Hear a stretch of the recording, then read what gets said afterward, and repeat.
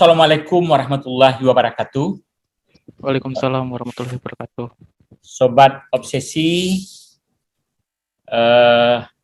pada kesempatan ini kita bersua kembali dalam program Obsesi Seru dengan moto dari Padang untuk Indonesia. Pada episode yang ke-58 ini, kita berbincang-bincang dan melihat pengalaman seorang penulis yang masih mahasiswa, yakni mahasiswa program studi Perpustakaan dan Ilmu Informasi Fakultas Bahasa dan Seni Universitas Negeri Padang, yakni Genta Hidayatullah. Genta Hidayatullah selain sebagai mahasiswa program studi Perpustakaan dan Ilmu Informasi, juga banyak atau telah melahirkan beberapa novel, setidaknya ada 5 novel yang sudah dihasilkannya. Selamat siang, Genta. Siang, Pak. Oke, Genta, Anda sekarang prodinya kan prodi Perpustakaan dan Ilmu Informasi ya? Iya, Pak. Kemudian Anda sekarang lebih banyak menulis sastra. Apakah Anda ini tidak salah pilih dulu prodinya? Itu gimana itu? Ya, Pak. Jadi sebenarnya malah kan teman-teman Genta yang dari program studi sastra pun sering banyak nanya ke Genta kan kenapa nggak masuk sastra gitu kan. Ya. Karena dulu waktu SMA nggak tahu kenapa Genta minat aja gitu kan di program studi perpustakaan. Cuman dulu sempat kepikiran nggak ambil karena kurang informasi. Dan pas dulu itu taunya di FBS adanya yang D3. Ya. Nah, tapi pas pendaftaran SN, kebetulan yang ada yang S1 langsung daftar gitu kan. Padahal waktu itu kalau misalnya nggak ada yang S1 mau daftar sastra harusnya. Ya langsung daftar perpustakaan. Berarti Anda angkatan pertama ya? Angkatan pertama prodi Perpustakaan Informasi bukan ya? Angkatan yang ketiga. Iya, ketiga, Pak. Oh, angkatan yang ketiga ya. Gitu. Oke, waktu dulu di SMA, Anda SMA-nya di mana? SMA Negeri 4 Kerinci dulu, Pak. SMA 4 Negeri Kerinci. Anda memang orang Kerinci begitu ya? Iya, orang Kerinci. Anda berarti Anda kan sudah menulis novel juga waktu di SMA? Iya, Pak. Mulainya pas SMA. Itu memang sudah pernah diterbitkan juga waktu SMA? Novelnya? Novelnya itu Genta tulis pas semester 2 kelas 3 di akhir semester kali penghabisan SMA. Dan terbitnya itu pas libur dari SMA ke kuliah. Ya, maksud saya itu bagaimana Anda bisa atau motivasi apa ketika itu waktu Anda di SMA menulis novel gitu? Itu dari mana dapat informasinya bahwa nulis novel nanti bisa diterbitkan? Itu bagaimana dulu proses penerbitannya atau mulailah proses menulis novel itu? Nah, gitu gimana? Jadi gini Pak, dulu tuh ada mahasiswa PPL kan di sekolah di semester 2 kelas 3 tuh. Dan mata pelajarannya itu bahasa Indonesia pada pembahasan tentang resensi buku kalau nggak salah. Jadi siswa-siswa tuh disuruh baca novel 1 gitu kan. Sedangkan Genta pribadi dulu nggak terlalu suka baca lah gitu kan. Jadi waktu itu disuruh baca novel 1, terus diberi ringkasan, kemudian dibikin resensinya kan Pak. Nah, Genta waktu itu pilih novel Ketika Cinta Bertasbih karya Habibur Rahman El-Shirazi. Kan novel Ketika Cinta Bertasbih itu ada 2 kan, ada 2 buku, 2 episode lah. Nah, Genta langsung pilih episode 2 karena bukunya lebih tipis dan biar gampang dibaca. Nah, setelah Genta baca kan, di halaman terakhir ketemulah Genta sama biodata penulis gitu. Nah, ketika Genta lihat biodata penulis itu, disitulah mulai muncul di perasaan Genta gitu kan. Kalau Genta misalnya nulis, otomatis Genta punya biodata di buku gitu kan. Di buku paling akhir ada nama Genta, ada biodata Genta yang bisa Genta ceritain gitu kan. Nah, setelah itu mulailah Genta mencoba untuk menulis gitu. Bukan langsung nulis, bukan nyoba nulis cerpen atau apa, Genta langsung nulis novel. Oke. Berarti setelah itu Genta mencoba menulis novel, melihat atau berdasarkan novel yang sudah dibaca begitu ya, bahwa novel seperti ini setelah dibaca, nah Genta terpikir untuk membuat pula novel gitu. Nah, iya Pak. Oke. Artinya kelas 3 sudah mencoba menulis novel. Jadi apakah terpikirkan bagaimana proses penerbitannya? Kan belum diterbitkan ya, baru naskahnya dibuat waktu itu. Iya, baru naskahnya. Jadi naskahnya itu Genta tulis bulan Januari, selesainya bulan Maret. Ya, bulan Maret pas waktu UAS, ujian akhir sekolah. Nah, itu selesainya novel yang pertama. Nah, apa judulnya novel pertama ini? Love in Diary kalau nggak salah Genta, yang pertama tuh. Nah, pada bulan April, kebetulan waktu itu udah pengumuman kelulusan SNMPTN, ya, dan ada jadwal daftar ulang ke UNP kan Pak. Nah, waktu itu mulailah. Anda lolos lewat jalur SNMPTN? Nah, ya Pak. Nah, waktu itu Genta sambil cari-cari penerbit, Genta cari di Facebook, di Instagram, atau di media sosial lain lah kan Pak, untuk cari informasi tentang penerbit. Dan alhamdulillah waktu itu ketemu juga sama penerbit. Dan langsung Genta kirim naskah Genta itu pas Genta masih di UNP malah. Belum registrasi kan. Langsung kita kirim naskah Genta waktu itu. Penerbitnya bersedia untuk menerbitkan gitu ya? Itu bercerita tentang apa tuh? Masalah ketika latarnya di SMA, di Kerinci atau gimana waktu yang novel pertama ini? Kalau novel yang pertama ini latarnya itu di SMA, dan ceritanya itu kebetulan cerita tentang seorang mahasiswa yang libur semester balik ke kampung, terus ketemu dengan buku diary dia gitu, dan dia ceritain buku diary dia itu, dan buku diary itu adalah cerita dia pas di SMA gitu Pak. Gitu, ketemu diary-nya kembali gitu ya? Nah ya. Oke. Berikutnya setelah novel pertama terbit itu tuh gimana perasaan Genta? Arti kan sudah menjadi, kalau terbit sudah menjadi, ternyata jadi juga sebagai seorang penulis gitu. Ya pastinya senang Pak untuk gitu kan, apalagi pas bukunya sampai gitu kan. Kebetulan waktu itu bukunya sampai pas Genta udah jadi mahasiswa malah. Bukunya sampai di Padang waktu itu, dan ya seneng kali gitu kan punya buku terus di covernya ada nama sendiri gitu kan. Ya. Ya seneng kali gitu Pak. Oke. Kemudian berikutnya setelah itu kan Anda diterima kuliah di Prodi Perpustakaan dan Ilmu Informasi begitu ya. Kemudian Anda kan melanjut berarti menulis terus ya, kan sudah sampai 5, sudah semester 4 atau masuk semester 5 ini ya, sudah 5. Ya. Nah itu kan sudah 5 novel akhirnya ya terbit ya, sampai ke novel yang terakhir ini. Itu gimana tuh waktu menulis dengan waktu kuliah Anda? Apakah tidak mengganggu? Ya kalau dibilang mengganggu enggak juga sih Pak, karena waktu semester 1, 2, 3 kan juga nggak terlalu berat kali kayak di semester sekarang. Dan juga belum pandemi gitu kan. Nah, untuk awal-awal biasanya Genta nulis misalnya siangnya Genta buat tugas, malamnya Genta nulis gitu, atau siangnya Genta nulis, malamnya Genta bikin tugas gitu. Dan gitu. Nulis pun nggak makan waktu yang lama, palingan cuman 1, 2, atau 3 jam lah untuk nulis dalam sehari. Oke. Berarti memang ditulis secara berkelanjutan gitu ya? Setiap hari ada waktu, kesempatan memang khusus untuk menulis begitu ya?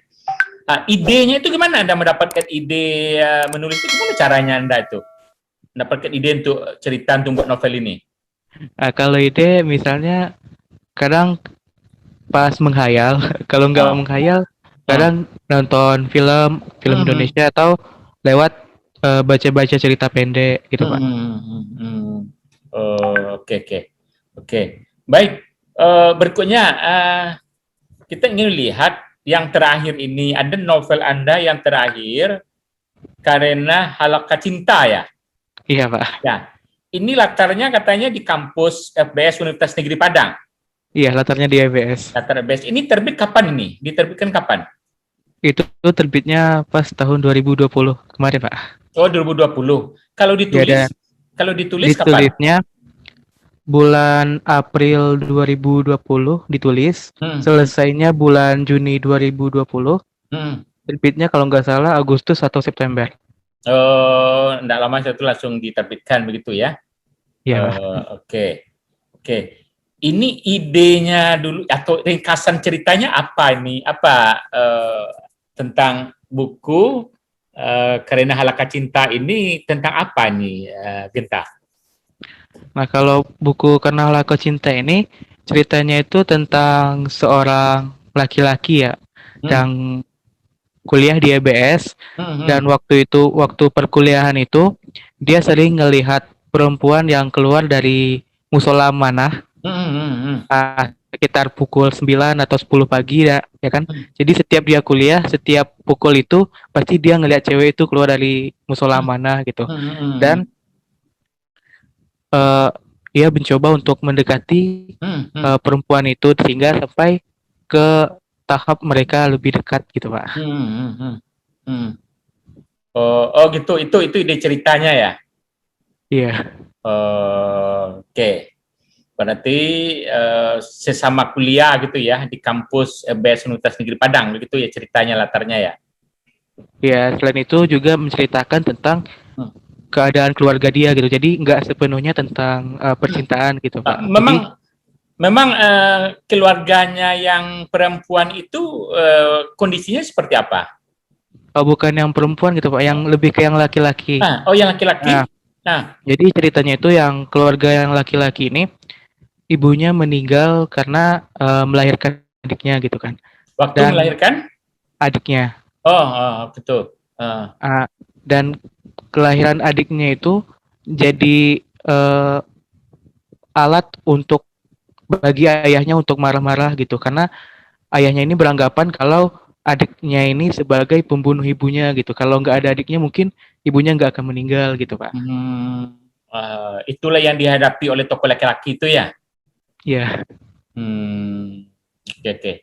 Ada hal yang menarik pada novel Halaka Cinta ini menurut Anda kalau sebagai pengarangnya? Yang menariknya mungkin karena ini ada kaitannya dengan nilai-nilai keislaman ya, Pak. Mungkin ada beberapa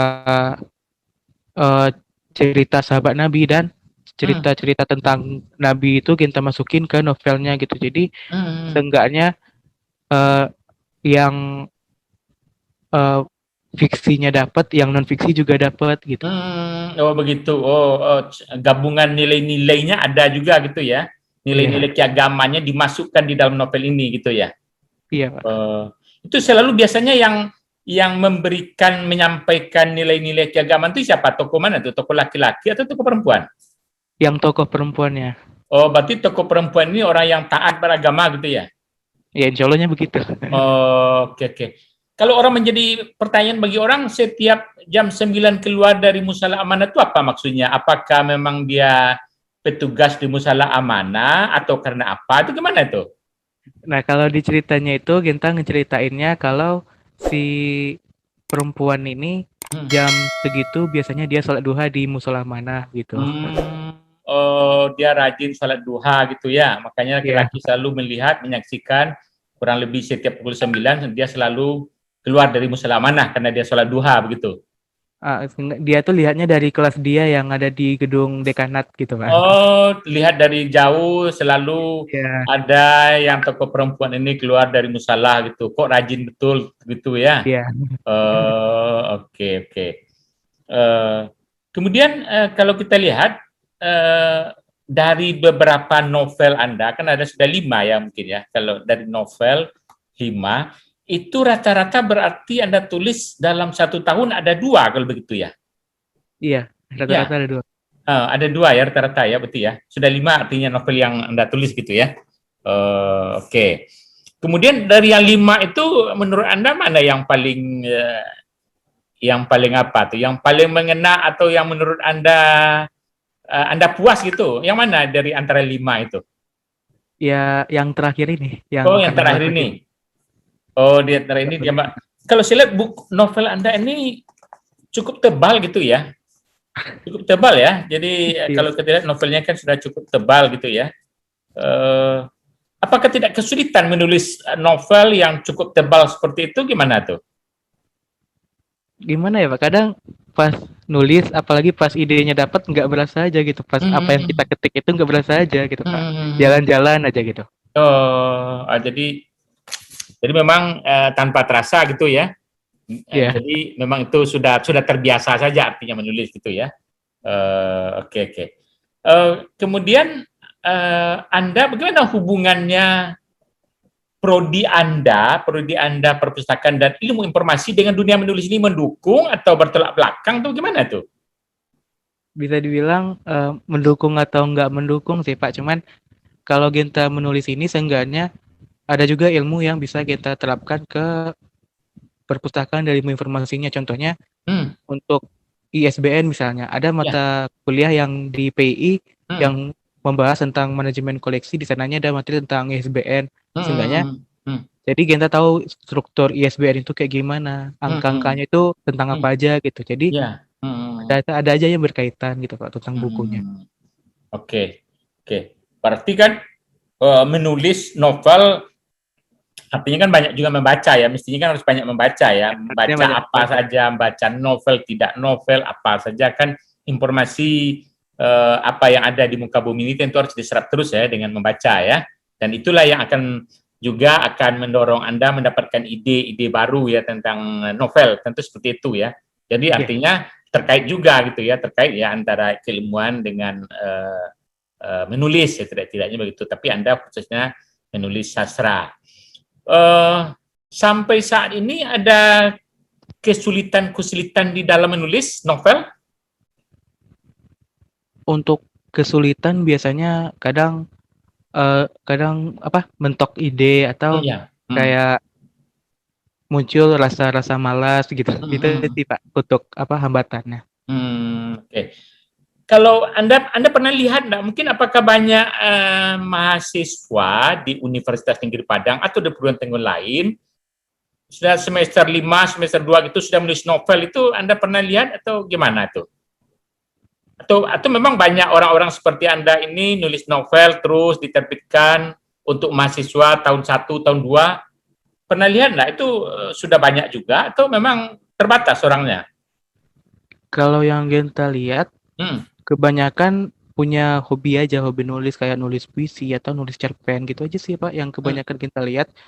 Dan kalau novel mungkin ada mungkin tapi kitanya yang nggak tahu gitu kan. Iya, berarti jumlahnya memang terbatas gitu ya. Jadi tidak banyak lah orang yang mau perhatiannya untuk menulis novel gitu ya. Jadi artinya kan seperti itu, karena memang agak sulit kita menemukan yang sudah diterbitkan begitu. Oke. Berikutnya, apakah proses kepenulisan itu selain dari ide, sebetulnya bagi mahasiswa lain kan perlu juga, ternyata kan ada orang berpikir tidak bisa saya menulis novel, dan tidak mungkin kalau saya menulis novel tidak mungkinlah diterbitkan, pasti ada mahasiswa berpikir seperti itu. Itu menurut Anda bagaimana tuh? Gimana? Ya, kalau menurut Genta, setiap tulisan pasti ada tempatnya gitu Pak.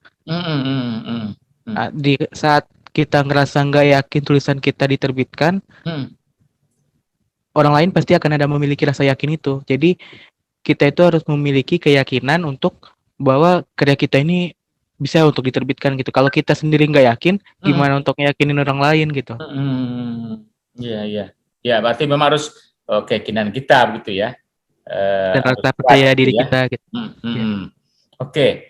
Kemudian Anda berkarya ini, orang kadang-kadang kan udah habis saja masanya. Ini Anda menulis novel ini atau hanya sampai di sini, atau memang apa motivasi Anda untuk menulis terus-menerus itu seperti apa tuh? Ya mungkin kalau dibilang untuk menulis novel terus-menerus ya sambilan juga sambil cari uang gitu Pak. Kalau ada yang beli gitu kan. Jadi selain itu juga untuk proses pengabadian diri lah Pak gitu Pak. Jadi meskipun nantinya kita nggak ada di dunia lagi, seenggaknya karya kita masih hidup gitu.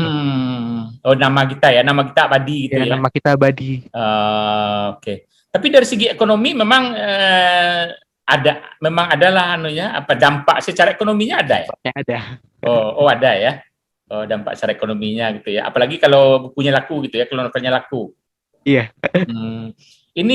Ini novel Halaka Cinta ini baru pertama kali cetak atau sudah 2 kali atau memang bagaimana keadaan sekarang? Yang Halaka Cinta ini udah cetakan kedua. Oh, sudah cetakan kedua malah? Iya, cetakan kedua. Oke. Mudah-mudahan laku ya tentu ya. Harus cetak ulang, kalau berkali-kali kan lumayan tadi untuk membantu secara ekonominya gitu ya. Amin. Oke. Apa obsesi Genta untuk berikutnya dalam dunia kepenulisan? Ada sesuatu yang ingin diperoleh atau cita-cita dalam dunia kepenulisan ini seperti apa Genta berpikirnya sekarang? Ya, kalau obsesi Genta untuk kedepannya tentang dunia kepenulisan ini ada 2 sebenarnya Pak. Apa tuh? Yang pertama, harapannya Genta berharap kalau suatu saat nanti tulisan Genta lebih disebarluaskan, contohnya misal di Gramedia atau di toko-toko buku gitu. Jadi kita bisa senang kalau buku Genta ada di satu tempat yang mana tempat itu ada penulis-penulis hebat gitu. Yang kedua, harapan Genta mungkin tulisan Genta ini bisa divisualisasikan gitu Pak. Divisualisasikan maksudnya seperti apa tuh? Kayak difilmkan atau dibikin kayak cerita pendek gitu. Jadi ada 2 ya. Kalau bisa memang menjadi penulis terkenal, artinya kan kalau sudah bergandeng dengan penulis-penulis lain, buku-bukunya tentu sudah menjadi penulis atau sastrawan hebat lah gitu ya di Indonesia. Tentu itu motivasinya ke situ gitu ya. Kemudian keinginannya juga artinya difilmkan gitu ya. Novel-novel Genta kalau bisa akhirnya nanti difilmkan gitu. Ya harapannya seperti itu kalau bisa. Oke. Baik. Kemudian kalau himbauan seorang Genta yang sudah mulai banyak menulis walaupun sudah di semester 5, ya semester 5 ya kalau sekarang ya. Semester 4 Bapak. Semester 4 ya. Di semester 4. Yang di semester 4 ini sudah menghasilkan 5 novel. Itu gimana ajakan kepada para mahasiswa menurut Anda itu ada ajakan lah kepada mahasiswa untuk tetap kreatif gitu kan? Nah, jadi gini Pak. Kalau misalnya kita itu punya kemampuan atau keinginan, kejar terus kemampuan dan keinginan kita itu, bangun dan manfaatkan apa yang kita miliki gitu. Apalagi jika memang kita punya keinginan yang kuat untuk mencapai hal itu, apapun bidangnya, kayak olahraga, sastra atau bidang-bidang lainnya gitu. Jangan pedulikan kata orang, karena omongan orang hanya bisa menjatuhkan bukan membangun gitu. Dan manfaatkan omongan orang yang menjatuhkan kita sebagai ajang bagi kita untuk balas dendam, bukan artian balas dendam dalam hal fisik, tetapi kita balas dengan kemampuan yang kita miliki gitu, sampai ketika kita berhasil mencapai tujuan kita itu, orang bisa bilang kayak kamu mah enak gitu. Memangnya untuk mengembangkan kreativitas ini banyak juga tantangannya gitu ya bagi teman-teman gitu ya. Kalau kita ingin maju menghasilkan kreativitas baru seperti ini, memang banyak juga bukan dukungan yang dapat tapi malah cemoohan gitu ya. Ya kebanyakan seperti itu, kayak Genta dulunya dapat kata-kata seperti itu, contohnya buat apa sih nulis, kayak nggak ada kerjaan kali gitu kan, dan akhirnya ya kita lebih percaya dengan diri Genta kalau Genta tuh bisa gitu.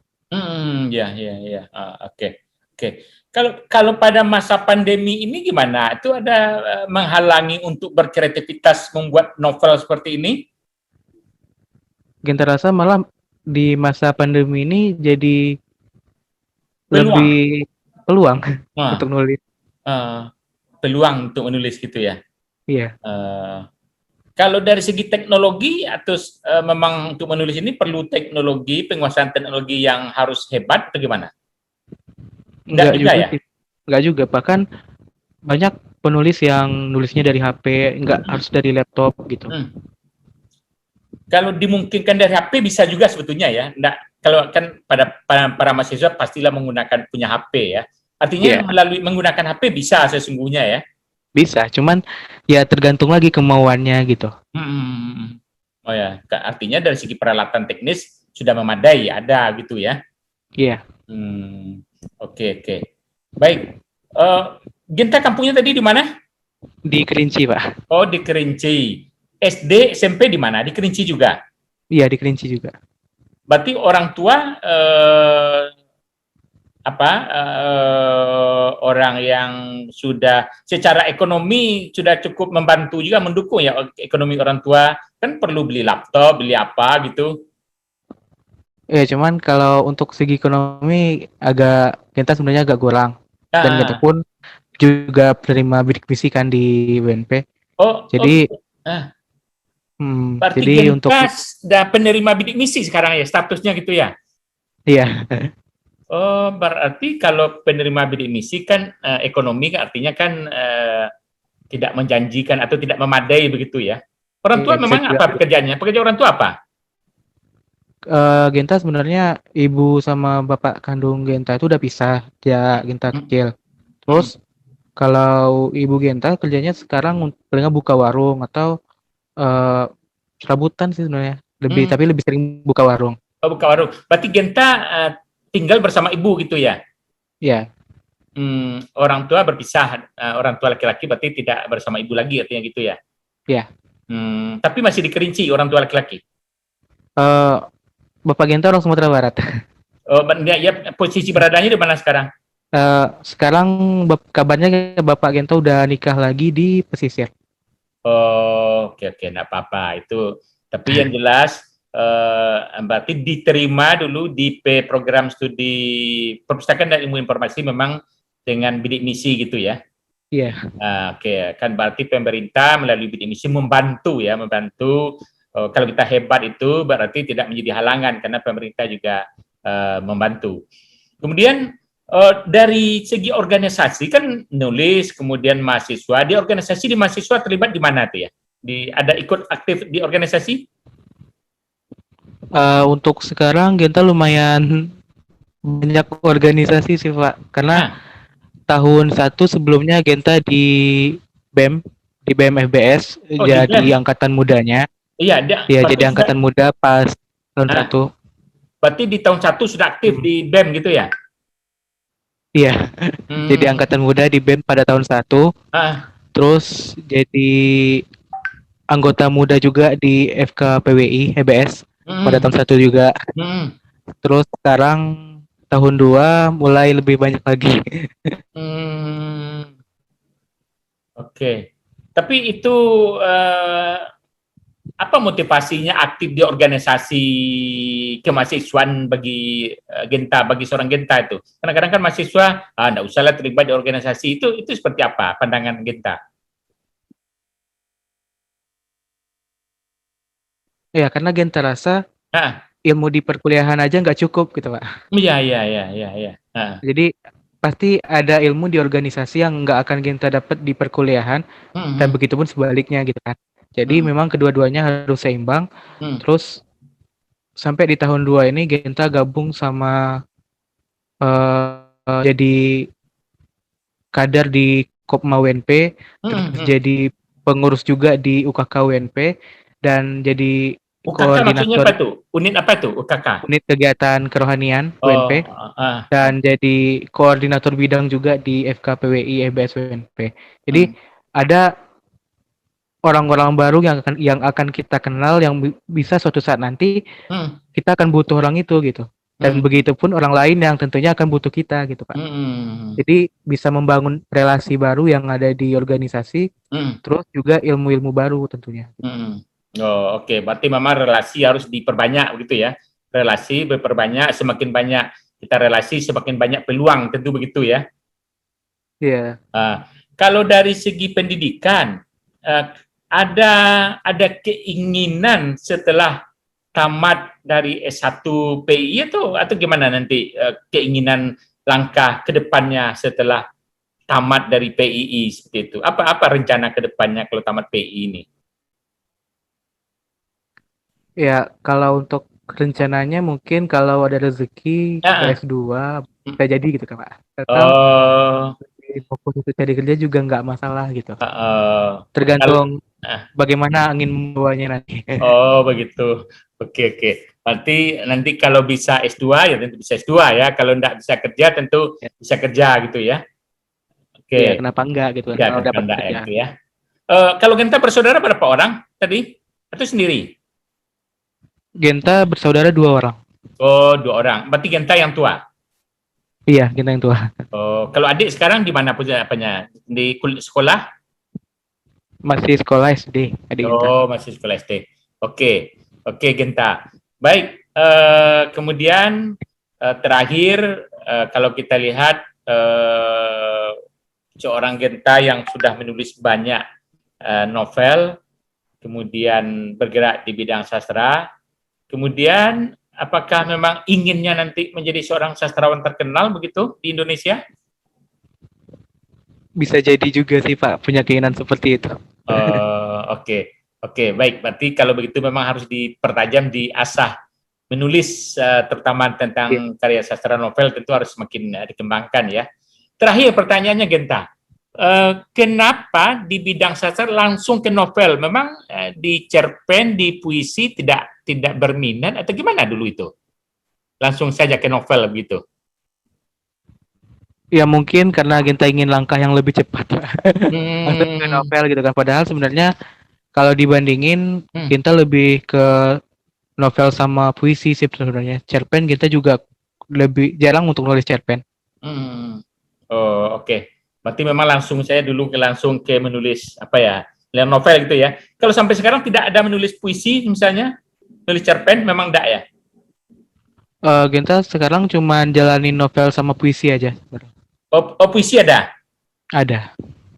Oh, oke, oke. Oke, berarti mudah-mudahan keinginan obsesi Genta tadi menulis novel yang setara dengan sastrawan nasional, termasuk juga novelnya suatu saat mudah-mudahan bisa difilmkan gitu ya. Jadi keinginan Genta tadi kan seperti itu. Mudah-mudahan nanti ada produser atau ada peminat film yang bisa melihat bahwa itu dapat difilmkan, itu akan semakin lebih baik ya.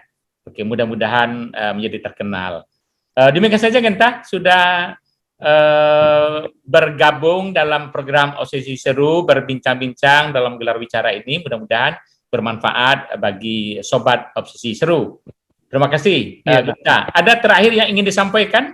Silakan. Yang terakhir ingin kita sampaikan, Hmm. mungkin kepada teman-teman mahasiswa ya Pak, Ya, ya. yang punya keinginan lebih untuk menulis, terutama dalam menulis, Ya. kejar keinginan itu, karena nggak ada ruginya dalam kita menulis gitu Pak. Hmm. Hmm. Itu aja sih Pak mungkin. Ya, oke, baik. Karena intinya adalah nama kita akan abadi kalau sudah menghasilkan buku-buku karya-karya kreatif yang dapat dikenang oleh banyak orang ya. Iya. Ya, Genta ya. Oke, baik. Terima kasih Genta sudah bergabung dalam program Obsesi Seru pada episode yang ke-58. Mudah-mudahan bermanfaat bagi kita semua. Mohon maaf, terima kasih kepada Sobat Obsesi yang menyaksikan program Obsesi Seru yang ke-58 ini dan bersua kembali pada episode yang ke-59. Assalamualaikum warahmatullahi wabarakatuh. Waalaikumsalam warahmatullahi wabarakatuh.